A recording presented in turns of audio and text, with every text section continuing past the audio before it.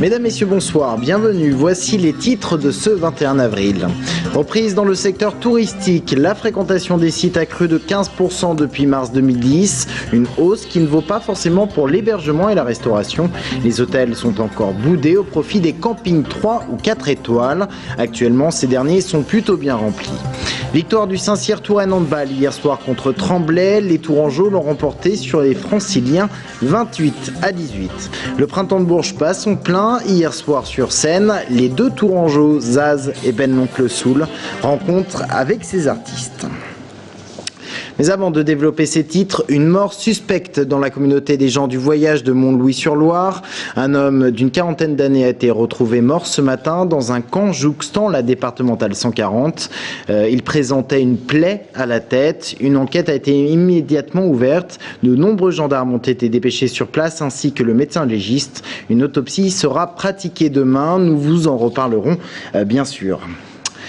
Le chauffeur du camion à l'origine du drame de l'autoroute A10 a été mis en examen pour homicide involontaire ce midi. Mardi, il ne s'était pas arrêté alors qu'un bouchon se formait. Il est rentré dans un véhicule. Ses occupants, 2 adultes et 2 enfants, sont morts dans l'incendie qui avait suivi. Et puis les suites de l'accident mortel dans le Loir-et-Cher lundi qui a coûté la vie à une femme de 163 ans. 2 hommes ont été déférés au parquet de Blois aujourd'hui. Le parquet de Blois a ouvert une information judiciaire pour homicide involontaire aggravé par délit de fuite, défaut de permis, extorsion et subordination de témoins. Le conducteur âgé de 30 ans conduisait donc sans permis de conduire. Après la chute de 2008, le secteur touristique reprend peu à peu des couleurs. Depuis un an, la fréquentation des sites en Touraine a bondi de 15%, une hausse qui masque cependant des disparités. Les musées stagnent par exemple et l'hébergement, à l'exception des campings, ne profite pas de la même embellie. Maxime Kemener. Depuis plusieurs jours, le soleil est de retour et avec lui les campeurs qui ressortent leur matériel. En 2010, la fréquentation des campings a augmenté de 0,9%. Le principal moteur de cette croissance, les établissements de haut standing qui attirent une clientèle plus attentive à son confort. Elle ne dort pas sous la tente, mais dans un bungalow et elle reste souvent plus longtemps, explique l'INSEE. On ajoute des équipements neufs tous les ans. Donc les roulottes, elles ont été installées l'année dernière. C'était un peu dans l'optique d'une clientèle itinérante, notamment pour la Loire à vélo. Les clients viennent dans la région. Bon, au départ, c'est la vitrine, ce sont les châteaux.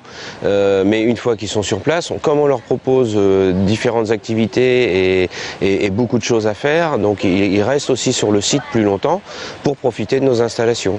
Si les observations nationales se vérifient dans les campings de Touraine, on ne peut pas en dire autant pour l'hôtellerie-restauration.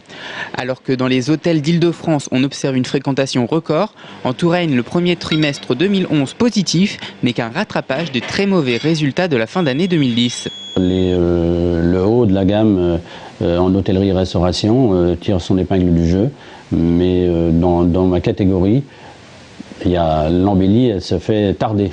Alors nous n'avons pas augmenté les prix depuis 3 à 5 ans et on a dû, au niveau de la restauration, on a sorti une formule bistrot à 19,50 € pour pouvoir pallier entre le gastro et attendre la crise se passer.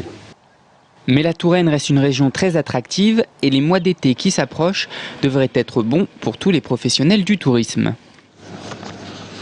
Le chef de l'État a tranché hier soir sur la participation dans les entreprises. Celles qui ont plus de 50 salariés seront dans l'obligation de verser aux employés une prime, à condition que ces entreprises versent des dividendes aux actionnaires et que ces dividendes aient augmenté. Les entreprises de moins de 50 salariés seront, quant à elles, incitées par des allègements de charges. La mesure est critiquée tant par les patrons que par les syndicats. Manuela Binet, Arunsak-Misefon. Une prime aux salariés pour relancer le pouvoir d'achat. La mesure, à peine annoncée, est déjà critiquée par de nombreux patrons, obligés de la verser en cas de bénéfice. Mais d'autres, comme Frédéric Walter, promoteur immobilier spécialisé dans la résidence senior, y trouvent des avantages. Que ça me paraît, dans l'ensemble, quelque chose de positif pour les entreprises, encore une fois, qui gagnent de l'argent, qui sont en développement et qui peuvent se le permettre. Parce que les autres, tout simplement, ne peuvent pas se le permettre. À la CGT d'Indre-et-Loire, cette mesure est surtout perçue comme un coup médiatique à quelques mois de l'élection présidentielle. Pour les salariés, ça ne va rien changer, parce que bon nombre d'entreprises, ou peut-être pour des effets médiatiques, donneront une prime, mais bon nombre d'entreprises n'en donneront pas. Par contre, aujourd'hui, ce qui est posé, c'est la question du salaire. Cette prime ne sera pas obligatoire pour les entreprises de moins de 50 salariés. Les PME pourront choisir ou non de la verser, mais la plupart distribuent déjà des primes à leurs employés, comme à Sifac, qui fabrique des cadres de vélo près de Langeais. Si c'est une bonne idée, ou si c'est une idée en tout cas intéressante pour distribuer les bénéfices à nos collaborateurs, j'ai l'impression aujourd'hui qu'on l'a déjà mis en place par l'accord d'intéressement. Les modalités de versement et du montant de cette prime seront discutées au sein de chaque société. Cette mesure concerne 30 000 entreprises et 8 millions de salariés. Le projet de loi devrait être examiné en juillet pour une application fin 2011. Le Tour FC se déplace demain soir à Boulogne dans le cadre de la 32e journée de Ligue 2. Les Tourangeaux doivent remonter la pente après plusieurs défaites. Dernière en date le week-end dernier contre Châteauroux, 3-0. Dans le classement général, le TFC est classé 8e à 8 points du premier. On écoute Daniel Sanchez, entraîneur du TFC. Semaine toujours difficile, hein, après une défaite comme ça, dans un derby. Bon, mais il faut se remettre en route assez rapidement, c'est ce qu'on a essayé de faire en entretenant quand même une atmosphère positive. Bien sûr qu'en gagnant demain, celui qui prend les 3 points reste malgré tout au contact, pas très loin. Donc avec encore quelques matchs qui restent à jouer, ça resterait possible pour celui-là, bien sûr. En handball, le Saint-Cyr-Touraine jouait hier soir à domicile. Les Saint-Cyriens, échaudés par l'annonce du retrait de leur président Christophe Bourg, recevaient l'équipe de Tremblay pour le compte de la 21e journée de LNH. Le résultat, une victoire du SCT 28-18 qui assure un peu plus son maintien sportif. Romain Delvin. Rarement un match et le gain d'un match du Saint-Cyr-Touraine handball cumulé à la fois des enjeux sportifs et administratifs et financiers. Revenons 3 heures plus tôt, à l'entrée du complexe Guidru, la banderole est explicite. L'appel à la pétition pour un plus grand soutien des collectivités est lancé et le paraphe très sollicité. Elle vient de tout le club, des employés qu'on connaît, elle vient de joueurs, de mon ami qui est joueur ici, et on a eu cette idée, pour nous ça a été naturel tout de suite, on n'a pas pu s'inscrire, c'est depuis des années, et voilà, on est attaché aux joueurs, on est attaché aux jeunes, on est attaché à notre club d'élite, et on n'a pas envie de les voir partir. À l'entrée des joueurs, une banderole de soutien, cette fois est tenue par des jeunes du club, sous le regard un peu perdu du président qui a annoncé dans les colonnes de la Nouvelle République son probable retrait en fin de saison. Pour le jeu, la première période est dominée par des défenses solides et c'est le SCT qui vire en tête à 12-9. Les Saint-Cyriens font le trou à 15-9 en début de deuxième période, mais à 10 minutes du buzzer sont rattrapés par Tremblay qui sert le jeu. Mais le SCT a du cœur et fait exploser le collectif francilien sur la fin de match. Résultat final 28-18, ou quand la joie est teintée d'amertume. J'ose croire que la qualité du groupe a été supérieure à toute la pression qu'il y avait autour. Les joueurs voulaient cette victoire, mais ils veulent se maintenir. Si le club doit exploser, quelles qu'en soient les raisons, c'est pas de notre fait. Si on arrive à se maintenir, nous on aura fait notre travail dans la difficulté, dans le travail et dans la volonté de montrer que un sport comme le handball a sa place ici. C'est extraordinaire, c'est génial, quoi. On sait qu'il y a un bon groupe qui vit bien, on le sait depuis le début, et là vraiment dans la difficulté ça s'est encore vu, quoi. On a fait un match extraordinaire, héroïque, quoi. Mettre 10 buts à Tremblay qui est en pleine bourre, donc on est vraiment fiers de ce groupe, de cette équipe, et c'est génial, quoi. Et le sportif rejoignait alors très vite l'aspect financier pour un club à la fois d'élite et qui joue comme peu l'aspect formation des jeunes handballeurs. Merci.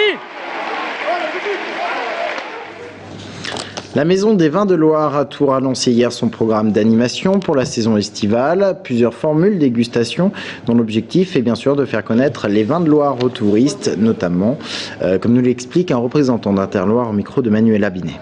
Les initiations sont mises en place à la Maison des Vins de Loire à Tours, à l'attention des touristes, à l'attention des touristes qui viennent visiter Tours et qui veulent en savoir plus sur les vins de Loire et la Touraine viticole.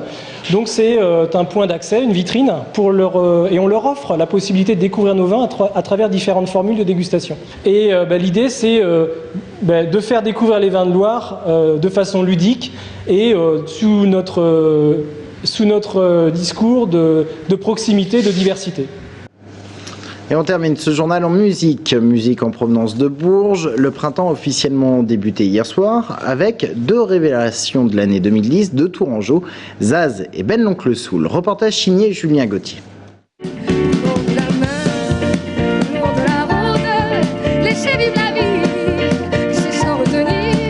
La légèreté et la simplicité pour l'une. Une dernière fois tous ensemble avec nous. Une énergie débordante et communicative pour l'autre.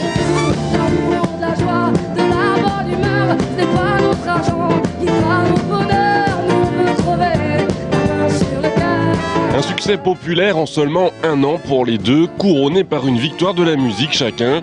Zaz et Ben l'Oncle Soul ouvrent cette 26e édition du Printemps de Bourges sous les acclamations du public.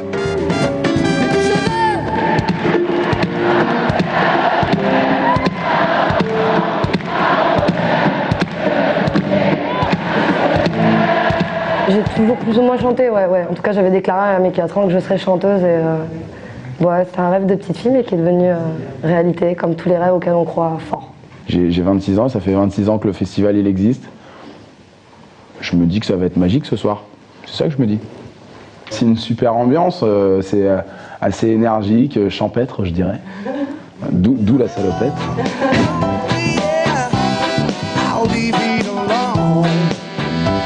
Leur autre point commun, leurs origines tourangelles, même si dans les deux cas, ils le vivent avec beaucoup de détachement. J'y suis née, après je suis partie sur Bordeaux, je suis allée au Mans il n'y a pas longtemps. Après j'y passe en concert, mais non, j'y vais plus, non. Moi, je suis partie, j'avais 9 ans, hein, tu sais, donc...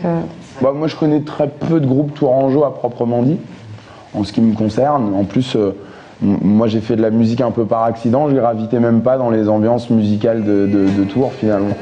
Un dernier point commun relie les deux artistes.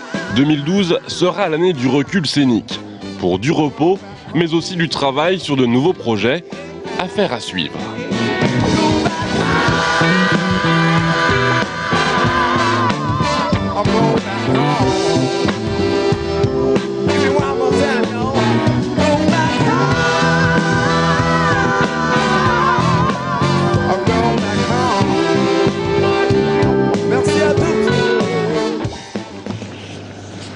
Fin de cette édition, merci de l'avoir suivi. Dans un instant, l'invité de la rédaction.